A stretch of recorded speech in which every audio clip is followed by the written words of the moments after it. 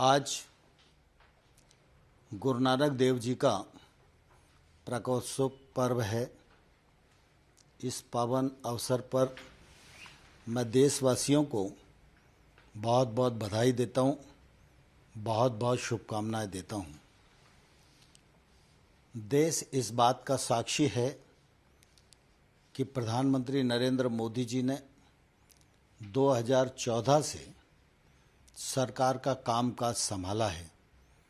तब से लेकर आज तक लगातार उनकी सरकार की प्रतिबद्धता किसान और कृषि दोनों के प्रति रही है। परिणाम स्वरूप आप देखेंगे कि विगत 7 वर्षों में मोदी जी के नेतृत्व में कृषि को लाभ पहुंचाने की दृष्टि से अनेक नई योजनाएं आरंभ की गई, जिनका लाभ आज किसानों को मिल रहा है। प्रधानमंत्री जी चाहते थे कि किसानों के जीवन में जो बंदिशें हैं उनको खोला जाए।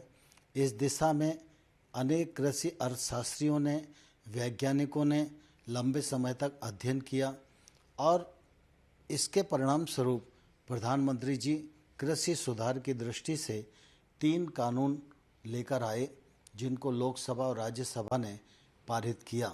उन कानूनों का लाभ निश्चित रूप से किसानों को मिलने वाला था और उन कानूनों के पीछे प्रधानमंत्री जी की साफ नियत थी कि किसानों के जीवन में क्रांतिकारी बदलाव आए।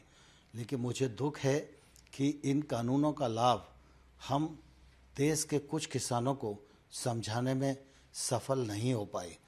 मैं इस अवसर पर उन लोगों को भी धन्यवाद देना चाहता हूं, जिन्होंने हमारे साथ मिलकर कृषि अर्थशास्त्रियों ने, वैज्ञानिकों ने, किसान संगठनों ने इन लाभों को समझाने की कोशिश की। मैं निश्चित रूप से उनका बहुत आभारी हूं।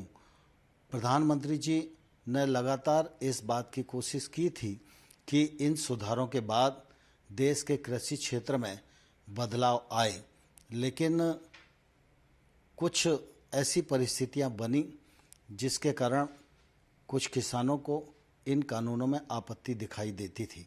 यद्यपि तर्क के साथ हम लोगों ने चर्चा का रास्ता अपनाया, उनको समझाने की कोशिश की, लेकिन फिर भी हम सफल नहीं हुए। इसलिए प्रधानमंत्री जी ने आज गुरु नानक देव जी के प्रकाश पर्व के अवसर पर इन तीनों कानूनों को रद्द करने, रिपील करने का जो निर्णय किया है वह निश्चित रूप से स्वागत योग्य है।